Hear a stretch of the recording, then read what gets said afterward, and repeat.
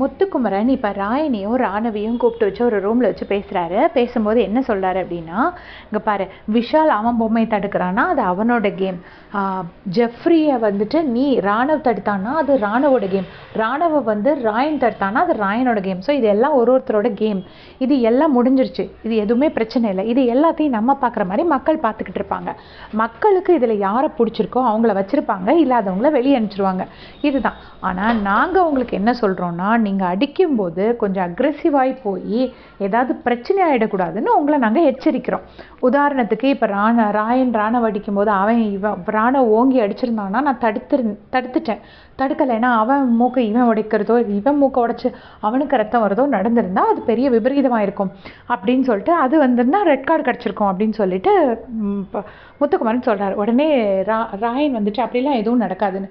உடனே டே நீ அப்படி தானடா அடிக்க போனால், அடிச்சிருந்தா அதான்டா நடந்திருக்கும் அப்படின்ட்டு முத்துக்குமரன் சொல்கிறாரு.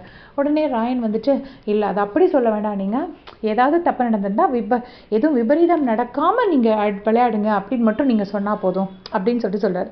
ஓஹோ, இப்போ இப்படி தான் சொல்லணுமா அப்படின்னு சொல்லிட்டு முத்துக்குமரன் சொல்கிறார். உடனே எந்த விபரீதமும் நடக்காமல் நீங்கள் விளையாடலைன்னா உங்களுக்கு சிவப்பு அட்டை வழங்கப்படும் அப்படின்னு சொல்லிட்டு செந்தமிழில் அவருக்கே ஒரு தனி செந்தமிழில் சொல்கிறாரு. ராயனுக்கு இந்த வார்த்தை, அவர் அடிப்பாரா, ஆனால் அந்த வார்த்தையை யூஸ் பண்ணக்கூடாதான். அவருக்கு அன்றைக்கி ராணுவ போட்டு பண்ணதுக்கு ராணுவ உண்மையிலே பாவம், ரொம்ப கஷ்டப்பட்டு அதுக்கப்புறம் என்னென்னா, ஆனால் எனக்கு எதுவும் ஆகாதுங்கிறதுக்காக என்னை யாருமே கேட்க மாட்டேங்கிறீங்களன்னு ராணுவ கேட்டப்போ ரொம்ப பாவமாக இருந்துச்சு. ஸோ இப்போவும் பார்த்தீங்கன்னா லைவில் போயிட்டு ராணுவ சாரி கேட்டிருக்காரு. ஸோ இதை நான் ஃபுல்லாக பார்த்துட்டு உங்களுக்கு நான் அதை பற்றி வீடியோ போடுறேன். எந்த மாதிரி அப்டேட்ஸ் தெரிஞ்சுக்கிறதுக்கு சேனல் சப்ஸ்கிரைப் பண்ணிக்கோங்க. Thanks for